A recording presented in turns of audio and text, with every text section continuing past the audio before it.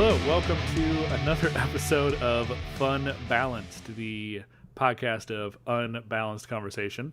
My name is Ian, and with me on this journey, as always, from whatever room they happen to be in at the time, is Jay. Yeah, it's one of them. It's one of them rooms. And John. I'm in the room. So we lost a lot of... We had a lot of energy in the pre-banter that we're sort of translating into the episode, hoping that it carries through. But I don't know. I don't know if we can really capture the magic of literally 2 minutes before we started recording. We had some good ones. It was real. And we can't go back, which is the worst part. Yeah, I only talked about things once. Ian knows that rule. We only go forward from here. So sorry. We're starting in the middle, and it's going to only decline for the next 50 minutes. So if you've watched our show before, you know what's happening. You're know ready. the arc. You know what to expect. Is that an arc? Is that... I figured the term arc... I think the term arc needs there to be like an arc. You know what I mean? Like the shape of an arc. This is just a line. Welcome to the slide. Oh, that's a good name for it. That should have been the name. Is that our new thing? We just rename the podcast every week. Every week we make a new podcast that lives inside of this podcast perpetually that we then never reference again because we forget. Yeah. Is this our Sliders fan podcast? Maybe next time. Oh no, I'm thinking of Quantum Leap. No, that's a different one. Yeah, that one got rebooted. It's like Scott Bacula. Yeah, that one's more jumping. Great name though, Scott Bacula. Yeah. But it's a shame he's never played Dracula. Right. How did Hollywood let that happen? Really letting it slip through their fingers, to be honest. Right, because they could have called Bacula's Dracula. Well, how old is he? Hold on. Not eternal Dracula. Is he Gary Oldman age? Oh, man. Let's see. Which is a pun, but he was also Dracula. This works on It works at on least one level. At least a It level. works on a single level. I mean, he was That's where I 68. He operate. could play an old Dracula. Yeah. I mean, I'm sick of these young Draculas everywhere. walking around all pompous with their collars high. Popped up. Yeah. Yeah. What, who says that Dracula had to get bitten by whatever it was, a bat or bat person? Radioactive spider. A radioactive bat. Slug. Yeah, no, that was it. I heard it was a slug. When he was in his, 30s, right? Like, definitely, that's the loser's game. You get it when you're in your 60s, you have all that knowledge, and then you still live forever. I wonder if your knees hurt, though. 68 to be specific. You have chronic knee pain for eternity, Ian. Kill me. It's not like they stop learning new things as soon as they become a vampire. It doesn't launch their brain into place where, like, if you're turned as a small child, you're just like, I want candy. No, But I mean blood. they learn new things and continue to mature. No, I hear what you're saying. Yeah, that makes a lot of sense. But I like this headcanon where they just mentally freeze when they're... Now I want a comedy where somebody turns into Dracula from being bit by Scott Bakula. I want a comedy where people turn into Scott Bacula because he bites them. Yeah? So, Well, it's just the entire Dracula myth, but just replaced with Scott Bakula. I He think gained the Family Guy. powers of Bacula. I think Family Guy did that with Robin Williams once. So the thing I want a spoof of is I want a spy movie where they actually use current technology. Because I got a smartwatch recently, and I think about how much I feel like James Bond when I use it, and then how frustrated it is to repeat myself or have it do the wrong thing, and how hilarious that would be. If he's like, watch, hack the computer, and they're playing hackers. And then the movie just starts. On the computer, and just cast it. And then an hour and a half later, he's like, okay, time to get back to this. God, I've watched Hackers 17 times. Or, the door is shutting and he's trying to give it commands and there's just enough delay that he has to, like, it doesn't, it's like, okay, right as it's completed shutting. Yeah. I want to see someone suffer with technology and not have it work like a movie. I'd watch I it. want like a Lawnmower Man or a Johnny Mnemonic, whatever the fuck that movie's called. Was it? Johnny Johnny Keanu Mnemonic. Reeves. That's right. Oh boy. This- but with like what the metaverse thinks VR is. Yes. Just these legless, emotionless abominations that Zuckerberg's like, oh yeah, that's a human. This is a thing that humans want. I am also one. I know what humans like. the thing that I've been thinking about is, and go ahead and call it a throwback, but I want the burls. I always thought yeah. We all want the burls. Yeah. Just sounds great. Go listen to episode like 3 or something. Might have been episode 2. Did we get into Wombo that early? No, I think we had a good 2-episode run where we didn't, and then since then it's kind of been our legacy. I don't have it loaded up yet. That's good. That's real good. Good. The therapy is working. That's the sound of me typing Wombo into my web browser. No. I did find out that there are programs where you can have AI generated just like text. Like that's not really a new thing, but like TinyWow is this website with all of these resources that are just free that if you go anywhere else, they will probably charge you for them. So TinyWow is this like huge repository of just programs that you can use for stuff like the PDF editing, background removal of images, like turning stuff into GIFs, all the classics. Sure. And they have ones where it will just like, it can write like paragraphs and stuff for you. Like you just type in a subject and it'll just spit out something, which is great. But also I feel like it is like a half step away from just being horribly misused for fun. I mean, that's incredible. Did you use it for fun? I was using it for its intended purpose and it was fine. But I feel like someone's going to go in there and use it for what AI should be used for, which is absolute nonsense and never anything real. I feel like this podcast has been doing a good job. Yeah. Really holding it down. Doing our part. Now I'm looking through TinyWow just to see what I can get into. Oh yeah, no, it's not a fun bit type thing, but there's a ton of shit on there. Right. I'm like, oh well, that's useful,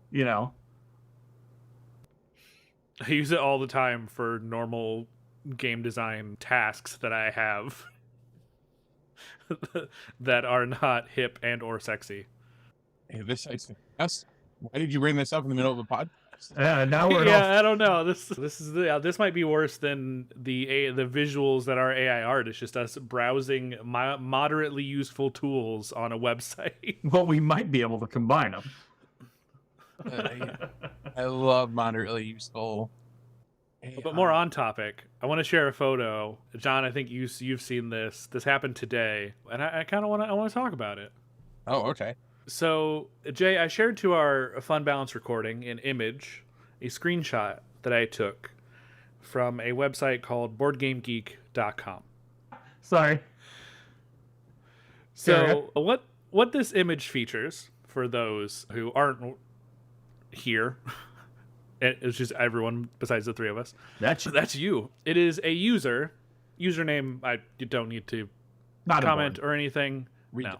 This was a comment that was posted on a video of which I get notifications for. So on Board Game Geek, it's kind of like the repository of board game information. So I don't know if there's really a thing that's like that for like video game. They have a video game geek subwiz. Yeah, I guess that's fair. I guess that doesn't really help to start with the people who don't use it. But it's kind of like a mixture of like a forum and also like a library of information about all board games that exist, pretty much. Like the publishers and stuff will put their information on there, the images, videos, anything like that. And then the users will go in there, they can rate them, they can talk about them, they can ask questions. It's just a whole very useful site if you're in the board game industry. But this was on a video for a review that this group called the Dice Tower did for one of my games, Duelosaur Island. And I get notifications whenever anything happens with one of the games that I designed. And so this is in my notifications, and I go to it, and I was like, oh, someone commented on this video from like 3 or so years ago. That's weird. Maybe they're just like, hey, great video, or hey, I like this, or or maybe had a question. So I went to go check it out. And this is a user. And what they posted was, sorry, a bit more information. The reviewer's name is Tom Vassell. He is the person who is who basically runs the Dice Tower. It's a whole group of people, but he was the one doing this review. He's the one that runs the Dice Tower. And so their comment on a video about Duelosaur Island, a 2-player game that I designed about running a dinosaur theme park based on the Dinosaur Island franchise, is, I know it's not Tom's fault, but I wish I knew that the designer had a parody of Christ on his arm before I bought the game based on reviews alone. Wow. And this broke me this morning. Like, I read this and I lost it. I just could not contain myself. I was done. I like immediately shared it everywhere I could think of. Not on like Twitter or anything, because I don't fucking, it's social media. Shared it to group messages of people that I knew. And I was like, look at this. It's such like it's one of my friends said just to frame it. It's just get it framed. You really should. Yeah. But we should dive into what the tattoo in question is. Well, I mean, I think it's important to know that you're basically the Weird Al of tattoos. I'm the oh yeah, I have a parody. Yeah. Okay. I have a parody tattoo receiver, not an artist. I didn't do it. You just kind of sat there. I guess you're a Weird Al CD at best. I'm the jewel case that the CD gets slotted into. I've said that about you before. Yeah, this isn't the first time I've heard that. So a couple of things here, and I'll get to the last one in a bit because I think it is the most important one. But in order of like reverse importance, one, I am not exactly sure how they know this. Like, there's pictures of my tattoo out in the wilds of the internet. The ranges, them in the. I lost what I was gonna say. My brain. They're out there, all right. Much like aliens, the truth is out there. So are pictures of my tattoo, but they're mostly on like they're not recent. You know what I mean? Like, I think the most recent one was like on Instagram or something, but even that was like when I got it, probably 9 or 10 years ago. Yeah, at this point, it's been a long time. Oh, longer than that, I think. I don't think I remember you not having. Yeah, no, I got it a long time ago, and I shared pictures of it at that point. But I don't think I've ever been like shared pictures of it then, right? Or like since then. Thanks. So like the level of like digging into my personal life that had to happen for them to find this, or maybe they watched a video review or something and like you could see it on my arm. Yeah, like in one of the reviews or something. That's maybe more common. Maybe they're a viewer of our live streams, John, from back, Oh, it could be. I was in there. I had tattoo out most of the time. It was just, gotta show off your parody work. You can't do long sleeve all the time. No, definitely not. But no, so I was like, how would they have found this, right? This seems like something that they dug for. And two, and I think the more important point that I have here, is this was posted about a game in which you are creating dinosaurs and having them in a park. It's like a Jurassic Park type thing, which, like, if you have a problem with, I would say, parodies of Jesus Christ, and that kind of reads as you are possibly religious, right? It could. And they already have a lot of thoughts about dinosaurs, right? I would assume so, yeah. Like, they got past okay, well, obviously the devil put dinosaurs here, but I can get over that. But this guy has a zombie Jesus tattoo on his arm. Bridge too far. Well, he has to set a line, right? And he's like, that's the line I've set. I got to abide by my own rules, and I will not cross it. So, in a certain way, good for him. But also good for you because your boundaries. But then good for you because, he already bought it. Right. And we've been given this gift as well, so I feel like I'm doubly blessed. Yeah. Which they would also dispute. Hashtag blessed. But no, I think I'm reading through their BGG post history. They have a complaint about the game Micro Macro Crime City because there is a satanic sign on the pub. Isn't that game about like solving murders? They're just like images of just dead people in that game, or bunnies, or whatever they're anthropomorphized as. I was interested in Snowdonia, which is a game about trains, until I found out the creators make dark and demonic game now. From some time, I'm learning that Asmodee took their name from a demon and started their gaming business with satanistic games. And now the guy famous from Train Euro wants to use call images of Baphomet and such. Suddenly, my beloved hobby just doesn't feel the same anymore. Yeah, I feel like this isn't like a new thing. You know what I mean? Like, if you've been in board games for any amount of time, like, one of the biggest social deduction games of all time is Werewolf, and it's about, like, actual werewolves killing villagers and trying to remain undetected, right? Like, there's so many what I would probably consider abominations to in this person's mind that they have gotten past to just participate in their hobby. I don't know. I feel like a lot of it is just sort of like you closed your eyes to a lot of things you didn't want to think about, but all of a sudden this tattoo set you off. I don't know. But we still haven't got to what the tattoo is actually. Oh, so yeah, on my right forearm, basically the entire thing, like top to bottom, is a sort of realistic, kind of comic booky in the a little Tony Moore kind of style image of Jesus, who is holding a brain that he has started to consume. Mm-hmm. I got it a very long time ago, and it makes people think I have a lot more opinions about religion than I do. which is the only downside. I just posted a question asking them how they stalked you to the point that they know what tattoos you have. Am I just forgetting this super obvious thing where I was just like, yeah, look at this tattoo. I make games about dinosaurs. Hail Satan. Hail Satan. Oh, shit. Well, I guess that's going to be out there now, so I'm not going to be changing their mind anytime soon. Well, you know. I mean, if anything, I was going to double down anyway. I remember you going for this tattoo and having no idea what it was beforehand. And then it's just like, oh yeah, check this out. It's Zombie Jesus. I'm like, yeah, that makes sense. Like, nothing based on, like, why you would get that beforehand.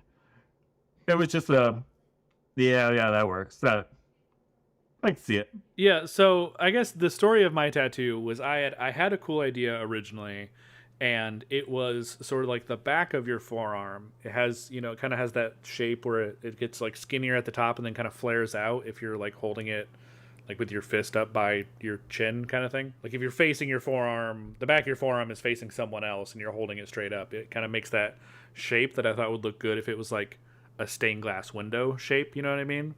Sure. Kind of like that flared out and then flat at the bottom.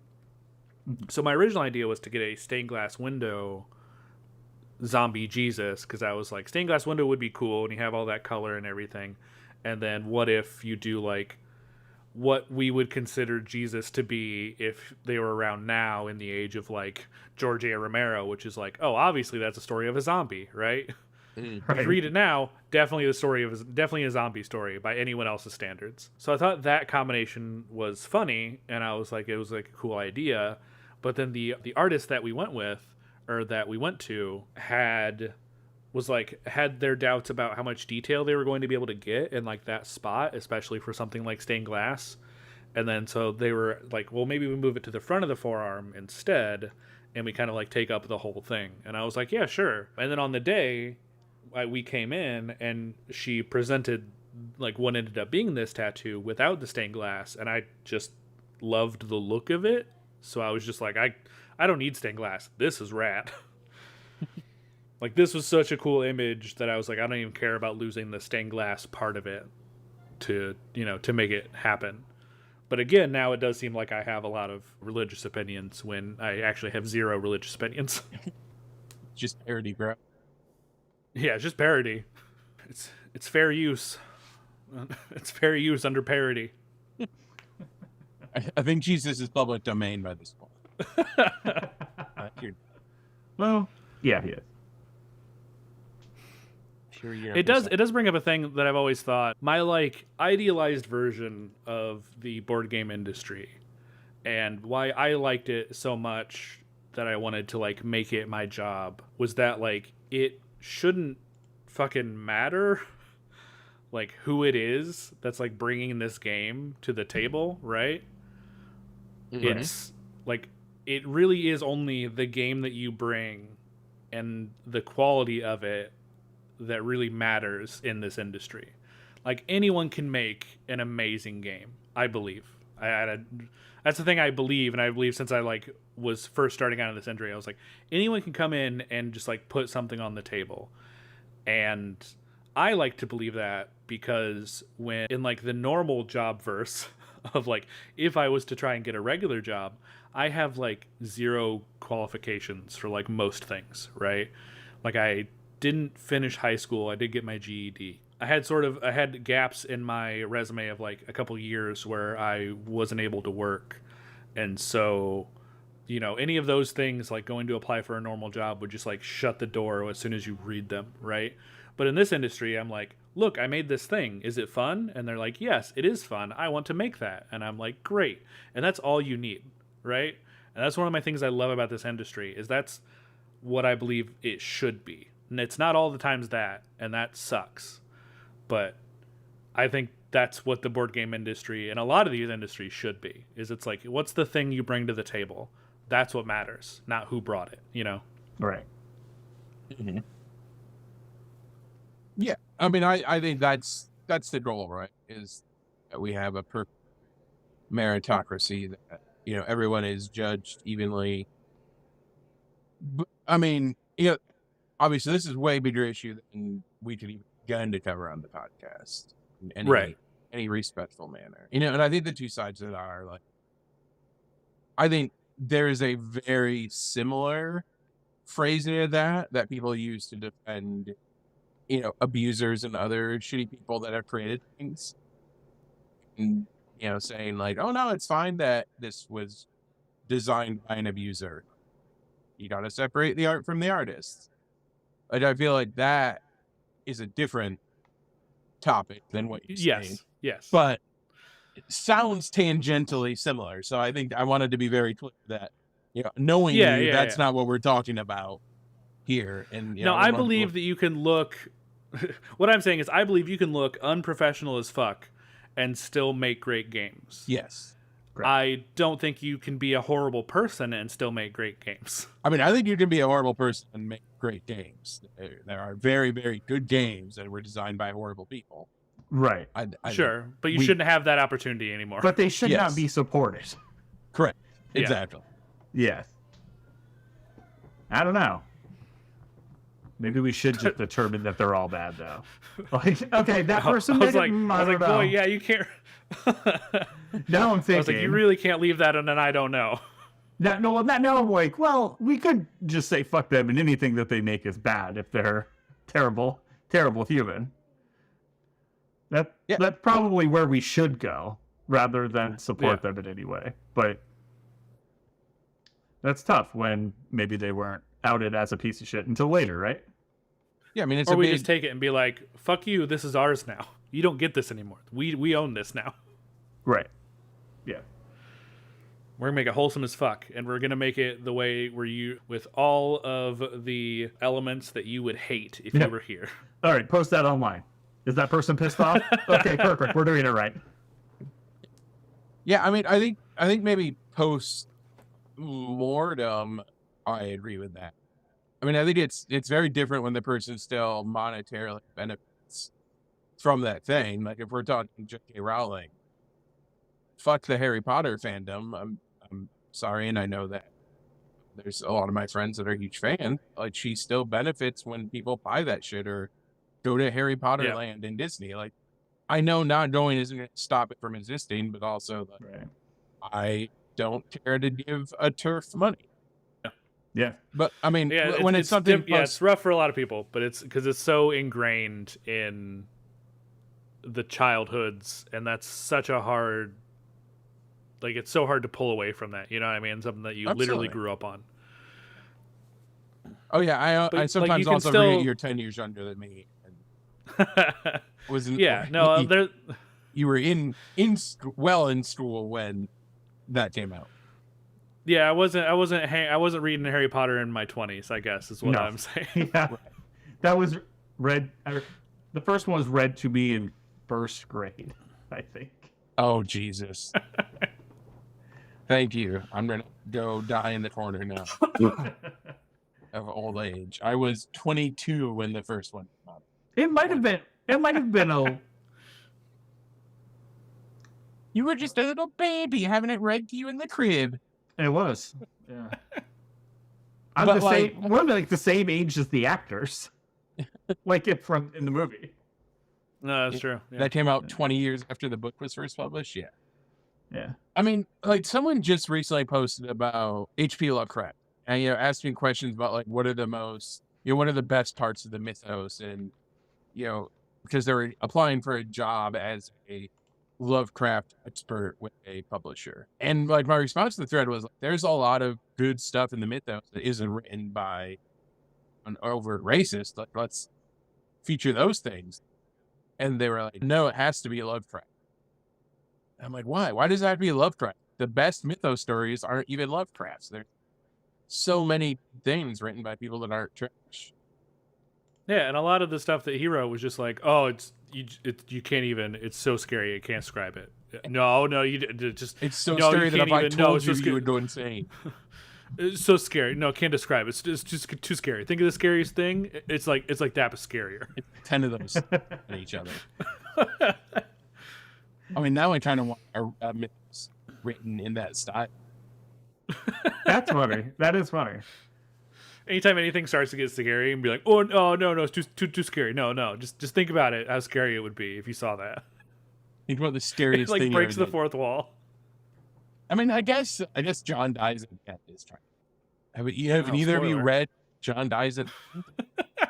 No, but I have an idea what happens. Oh, I can guarantee you don't. There's one of those things that I've heard, like, okay, they kind of tell you, but then again, they don't tell you at all. If John lives at the end, I'm going to be upset. You should be. It has one of the greatest. If he dies in the beginning, I'd be pissed. He does die in the beginning, to tell you. Oh, God damn it. It's the opposite of what I signed up for. I know, that's how they get you. It's the M. Night Shyamalan twist, right? And the open credits. No, it's fantastic. It's one of my favorite horror books ever. And it's so well written and so hilarious. And the movie did a fantastic job of, like, actually doing the book justice. But if nothing else, I think I've seen a clip from it. I think I've shown you the opening Ship of Theseus part. Yeah, the Ship of Theseus thing from the front. Yeah, where he's like, talking about having an axe, and he breaks the handle of the axe, killing a murderer that has come to attack him. And then 2 years later, he breaks the head of the axe, killing like some kind of weird monster. And then another year later, the guy that he killed originally has reanimated and come back. And that's the axe that killed me. And he's like, if you figure out the answer to this riddle, you'll know the dark secret of the universe. Is that really the axe that killed him? And it's just such a great opening for a movie. Yeah. So, Jay, are you aware of the Ship of Theseus story? Or nope. Did you watch WandaVision? Kind of philosophical problem? Yeah, I watched WandaVision. Yeah. The Ship of Theseus is just love persevering. Yes. No. Vision says it essentially at the end. So it's basically a thought experiment of, if you separately over time replace all of the pieces of this thing, is it still the same thing? Okay, so slowly turning something into something else. No, no, no, Yeah, no. so in the John- turning the thing in- into the same thing. Oh, Yeah, so and the making John a dies at copy. the end. No. So like in the John dies at the end thing, you have one axe, right? It is a handle and it is the head of the axe, right? Right. And then you kill this murderer with the axe, but the handle breaks when you do it. So you keep the head of the axe, but you get a new handle. And then later on you kill something else, but the head of the axe breaks. So you keep the handle and you put a new head on. And then that guy comes back and is like, that's the axe that killed me. The question is, you've now replaced both of the parts of the original axe that killed that guy. Is it the same axe? No, you have to find the other 2 pieces. 3 pieces. Oh, never. Possibly 4 pieces. Oh yeah, never mind, you solved it. All right, well, Well, take welcome that, to Theseus. Thanks for Philosophy Cast. This is John. No, Where we this is solve the... philosophy in under 12 seconds. Damn it, this is the slide. We talked about it at the beginning of the episode. We can't go back now. Oh, sometimes it's a different Yeah. podcast by the end. Okay, I'm in. A lot of times Slides we only end go up one on way. and welcome to Wombo Cast. Should have called it the slope. Slope. Oh, that's a good one. Slope. Diminishing returns. So you're saying that the axe is not the same axe because the original 2 pieces that were broken are the original axe. So if just the one piece was there and the head was still there, is that still the same axe? Okay, so you've replaced the handle, but then you Yeah. killed somebody with that, right? Right. Yeah, we got some But mix and is match. that still the same axe? There's some mix and match pieces here. Well, I mean, they're You both killed easily multiple replaceable people. pieces. And the ship at Theseus is a little bit more complex because it's replacing one board of the ship at a time. But over the course of the lifetime of the ship, you've replaced every single board. So at what point, if it So- does stop being the original ship, when is that? We've killed 2 people. Now, the head of the axe has killed 2 people. So Yeah. that thing's going down. But the handle broke the first time around. But he's Wait, got a do new we- better handle. Right. So the handles are only on the hook for 1. That axe head is on the hook for 2. Unless we kill a third.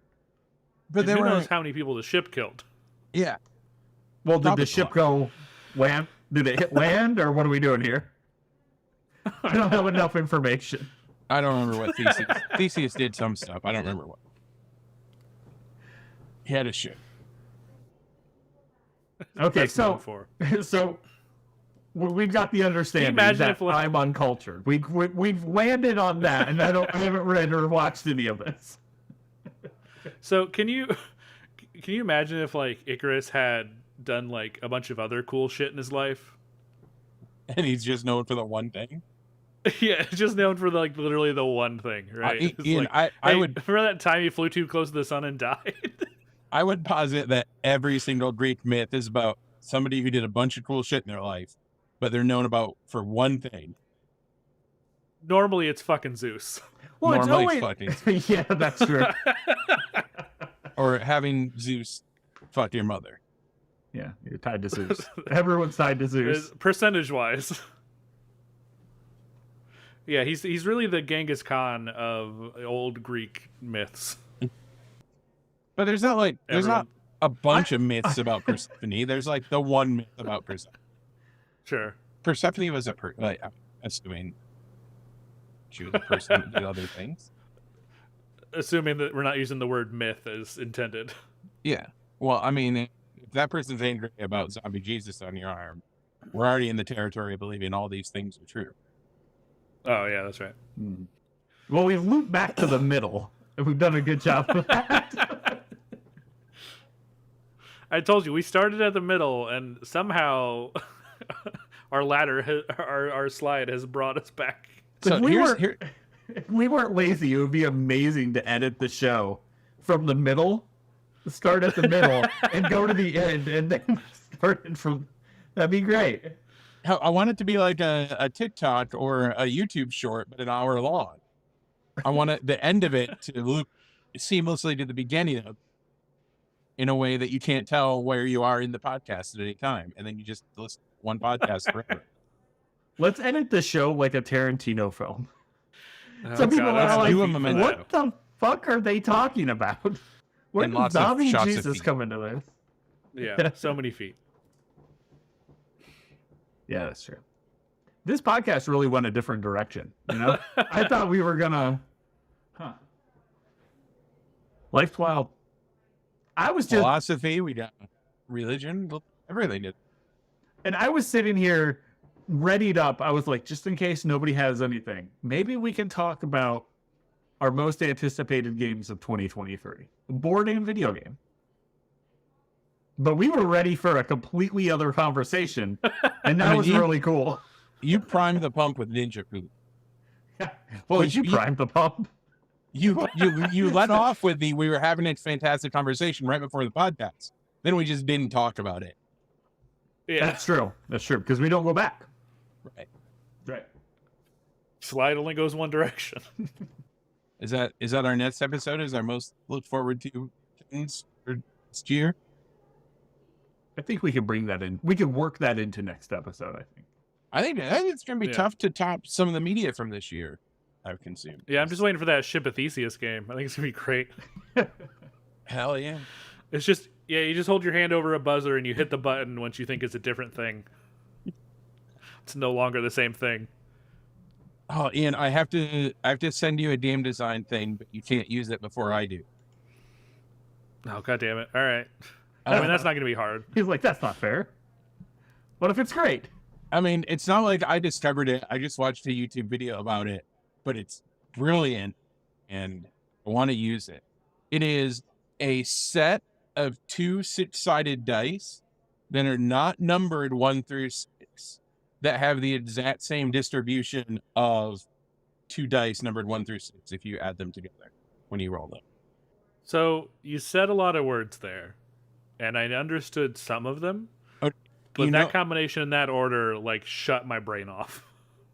You know how when you roll 2 d6 them together, the probability curve trends towards 7, right? 7. It's the most common number you can roll on 2 dice. And the least common are 2 and 12, right? Right, yeah, I feel like Can't Stop. So there is another set of 2d6 dice. It's the only other number combination that does this. Let me see. I'm trying to jump forward in the video right now, but you can't. So the regular dice are 1, 2, 3, 4, 5, 6. The other dice are, hold on, I'm almost done with the video. I love how this is going to take longer than a minute to explain. So one die. It's like our TikTok minute all over again.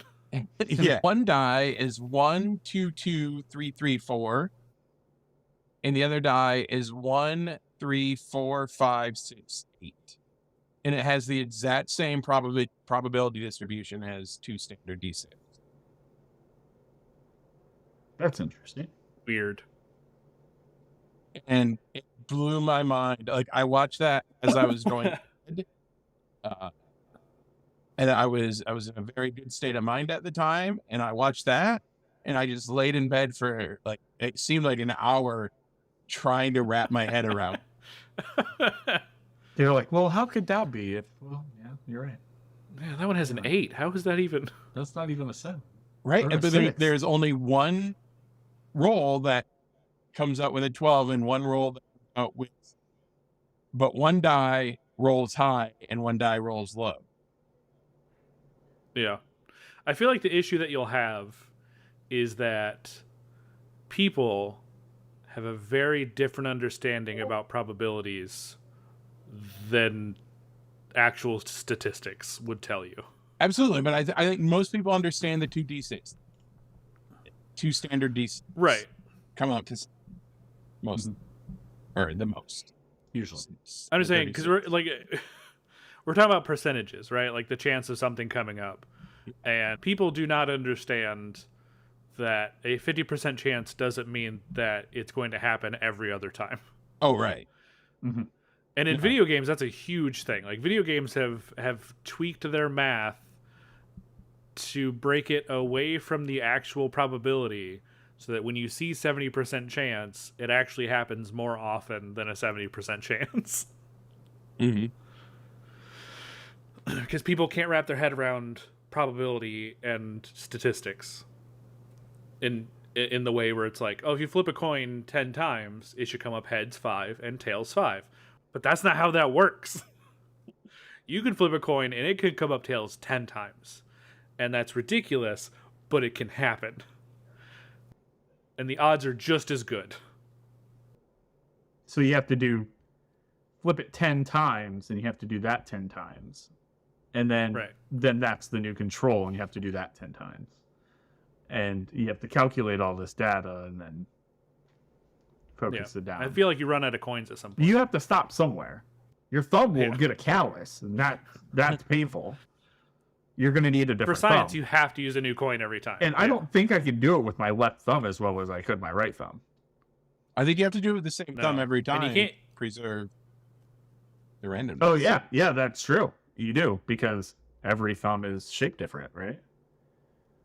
You need one of those those things that make you so you don't stab yourself when you're needling, needle point, whatever the fuck it is. What are you needling? Oh, that's what they call it.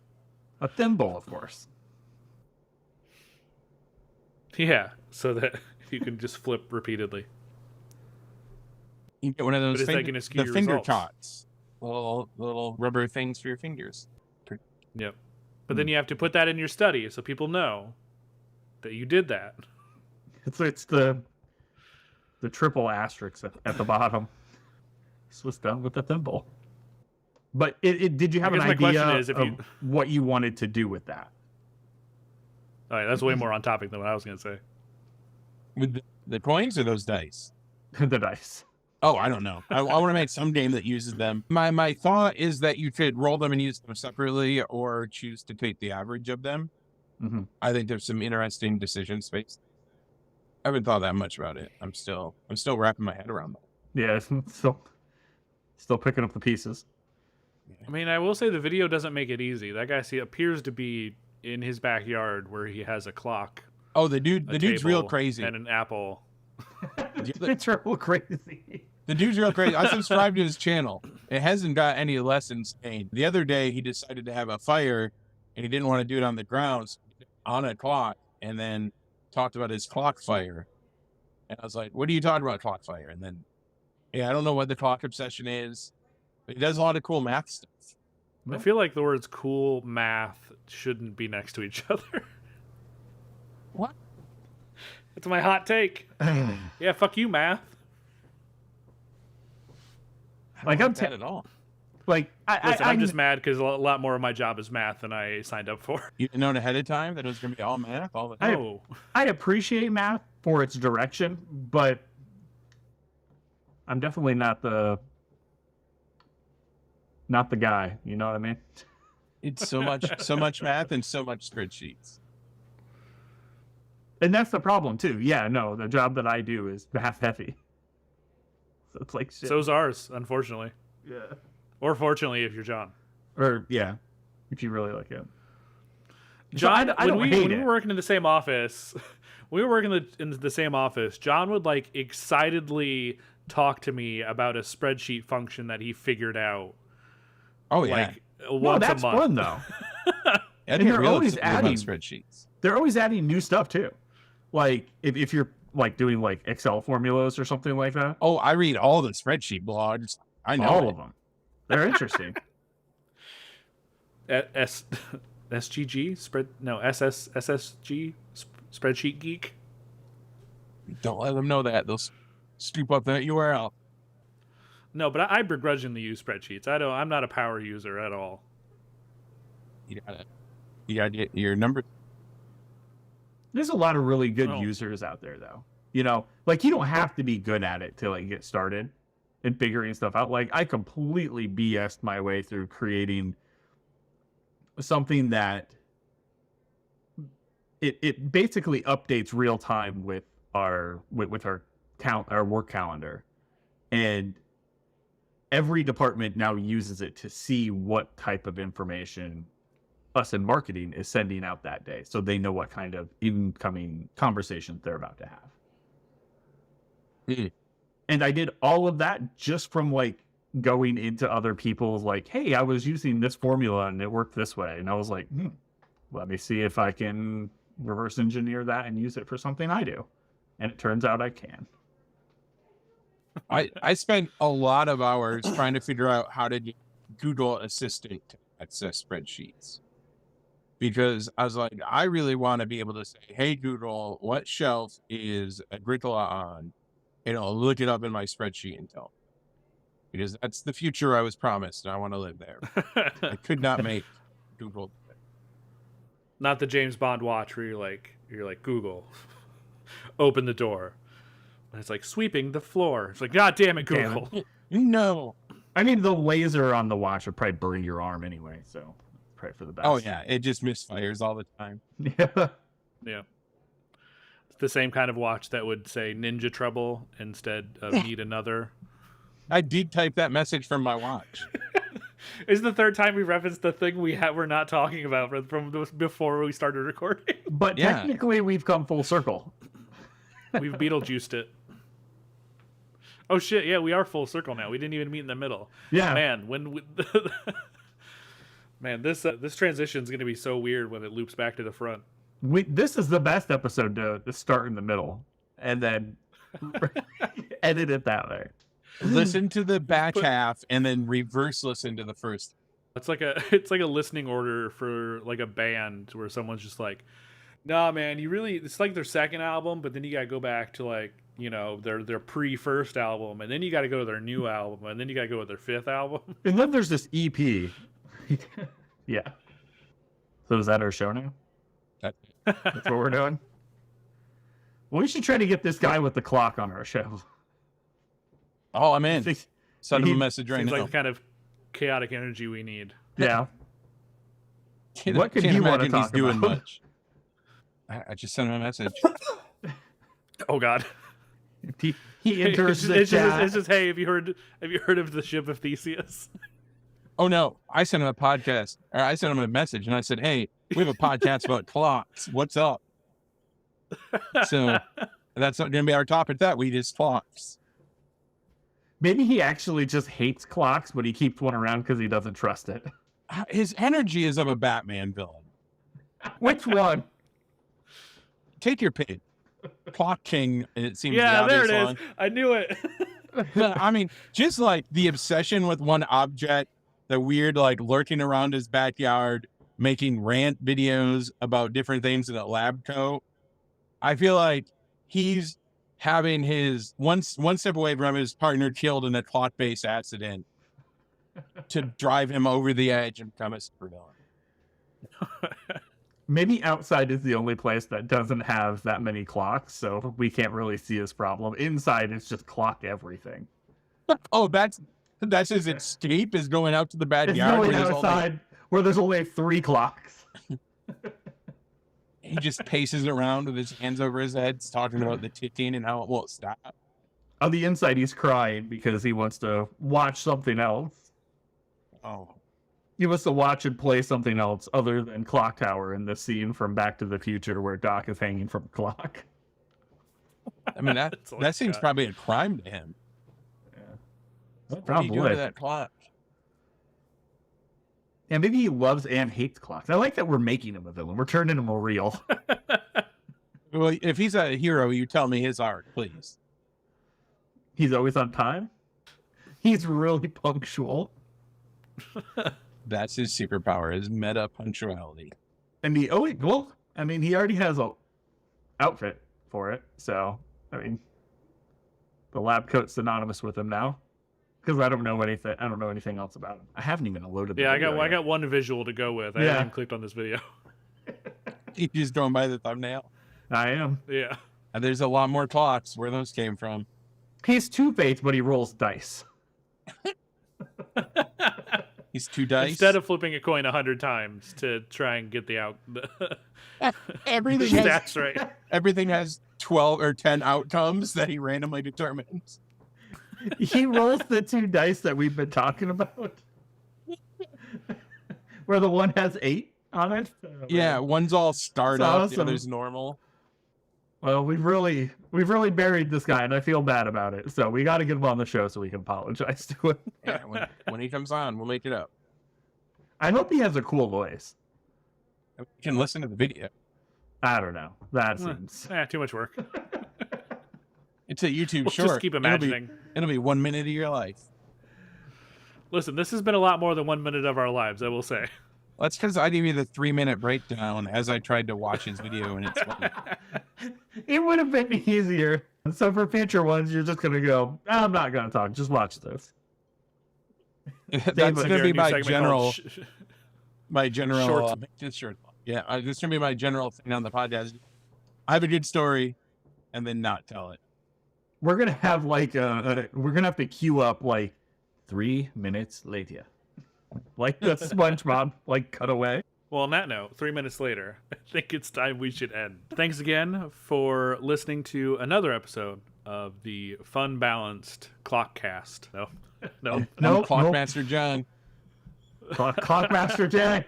And I'm Ian Clocks. And we will see you in 2 weeks' time. It sounds like Roger Klotz. I didn't like that. All right, bye.